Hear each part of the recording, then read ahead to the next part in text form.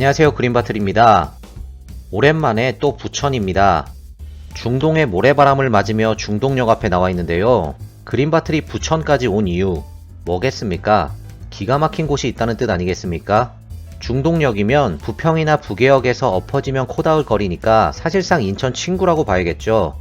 가끔 이렇게 인천을 벗어나더라도 인천과 가까운 것만 리뷰해드리니 우리 인천 시민 여러분 안심하셔도 됩니다. 오늘은 안주가 정말 저렴하고 양도 엄청나게 푸지만 2025년이 맞나 싶은 가성비 술집을 소개해드릴 건데요. 유튜브 각 나오는 안주들의 향연이었지만 막판에 약간의 반전은 있었습니다. 영상을 통해 확인해 주시고요. 지금부터 시작하도록 하겠습니다. 부천 상동에 위치한 민속주점입니다. 네이버에는 민속으로 등록이 되어 있는데 단순히 민속이라는 이름으로 검색하면 잘 안 나오니 주소로 검색하시기 바랍니다. 간판부터 이미 구수한 것이 이름이랑 참 잘 어울리지 않습니까? 역사가 느껴지는 외관 모습입니다. 중동 북부역 대단지 아파트 앞에 위치하고 있고 중동역 2번 출구에서 도보 3분 거리입니다. 2번 출구 나와서 10시 방향에 있는 골목으로 진입한 뒤 2분 정도 걷다가 더 이상 직진할 수 없을 때 우회전을 하면 오른쪽에 바로 보입니다. 영업시간은 17시에서 1시, 휴무는 없다고 합니다. 그럼 민속주점의 내부로 들어가 보겠습니다. 내부는 구수하고 푸근했습니다. 외관과 아주 잘 어울리는 내부입니다. 테이블이 많지 않은데 여사장님 혼자 운영 중이셨습니다. 여사장님은 츤데레 같은 스타일로 대화를 할수록 재밌는 분 같았습니다. 메뉴는 가게 여기저기 붙어 있었습니다. 대충 봐도 안주들의 가격대가 전부 저렴했습니다. 저는 사전조사를 하고 와서 이 집에서 잘 나가는 안주 3가지를 먹어볼 건데요. 가장 먼저 철판 묵은지 삼겹살을 주문했습니다. 국내산 삼겹살이라고 하는데 어떻게 나오길래 8,000원인 건지 바로 보여드리도록 하겠습니다. 먼저 기본찬으로 콩나물국과 김치가 나왔습니다. 둘 다 무난한 기본 안주들이었는데 특히 시원한 콩나물국이 있으니 한잔 안 할 수가 없었습니다. 요즘 들어 왼손잡이 친구 찾는 댓글이 많았는데요. 잠시 뒤에 등장할 예정입니다. 아직 도착 전입니다. 참지 못하고 저 혼자 먼저 한잔 하도록 하겠습니다.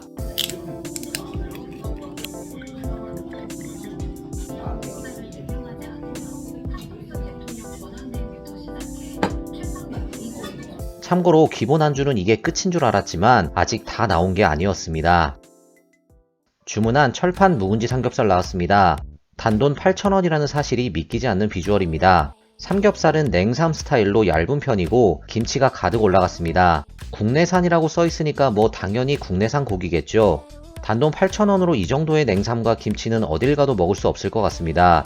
따뜻하게 먹을 수 있다는 점도 좋았습니다. 첫 안주가 나오니까 때마침 타이밍 좋게 왼손잡이 친구가 도착했습니다. 바로 한 잔 가도록 하겠습니다. 아이고 오랜만입니다.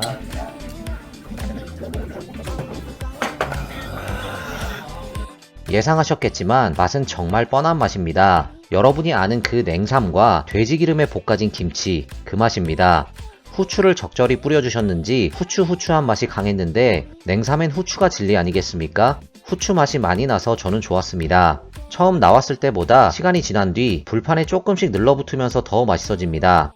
냉삼과 김치를 몇 개 건져 먹고 있는 사이 또 다른 기본 안주 부추무침과 과일이 나왔습니다. 과일은 토마토와 귤입니다. 부추무침이 참 맛있었는데 삼겹살과 같이 먹으라는 설계가 아닌가 싶습니다. 같이 먹으니 웬만한 고깃집 부럽지 않았습니다. 그리고 잠시 뒤 또 다른 기본 안주 계란 후라이까지 나왔습니다. 메인 메뉴도 너무 저렴한데 기본 안주가 이렇게 잘 나와도 되나 싶습니다. 기본 안주만으로도 소주 2병은 깔 수 있을 것 같습니다.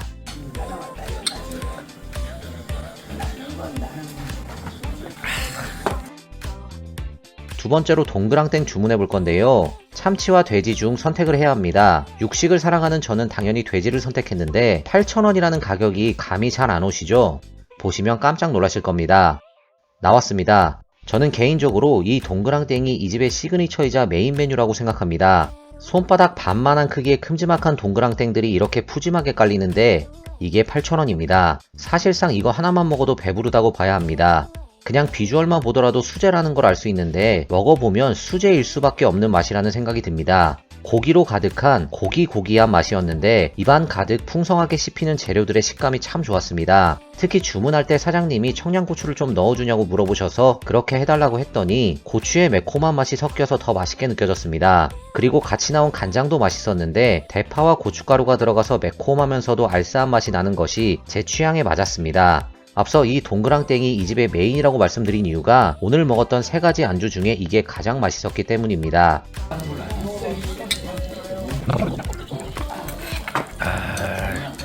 세 번째, 마지막 안주로는 골뱅이 소면을 선택했습니다. 이미 2개의 안주를 먹고 있던 우리에게 골뱅이 소면까지 시키면 너무 많을 거라고 사장님께서 걱정 아닌 걱정을 하셨는데 곧바로 그 이유를 알게 되었습니다. 양이 진짜 어마어마했습니다. 번화가에 있는 술집이었으면 최소 25,000원은 받았을 것 같은 푸짐함입니다. 보시다시피 소면의 양도 많지만 쑥갓을 비롯한 야채들의 양이 엄청나게 많았고 과일도 많이 섞여 있었는데 이것들은 배인지 사과인지 궁금해서 하나씩 먹어보니 둘 다였습니다. 양이 워낙 많다 보니 비비기도 어려웠는데요. 이럴 때 필요한 게 바로 왼손잡이 친구 아니겠습니까? 저는 카메라를 들고 있다는 핑계로 비비는 건 왼손잡이 친구가 진행을 했는데 손목이 아프다며 다음날 한의원 가겠다고 산재 처리를 해달라고 헛소리를 하는 왼손잡이 친구입니다. 산재 대신 소주로 보상을 해줬고요. 바로 한 입 먹어봤습니다.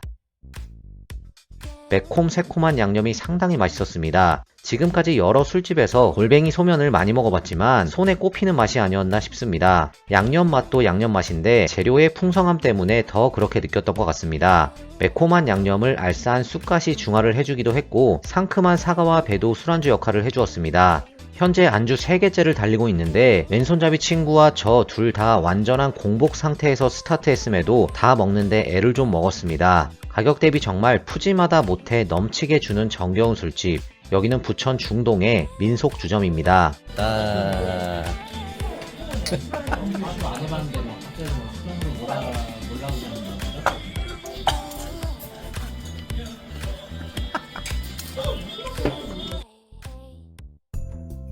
참고로 사장님 혼자 모든 걸 다 하시기 때문에 손님이 몰릴 경우 조금 오래 걸릴 수 있습니다. 그리고 전반적으로 푸근한 노포 분위기라 솔직히 엄청나게 깨끗하다고 말씀드릴 수는 없을 것 같습니다. 노포력 충만하신 분들께만 추천드리고 싶고요. 마지막으로 이건 계산하면서 알게 된 사실인데 소주가 6,000원입니다.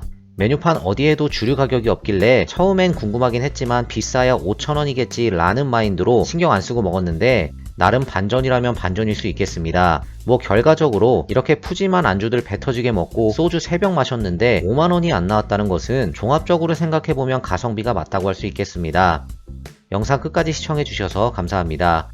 그럼 저는 이만 들어가 보겠습니다.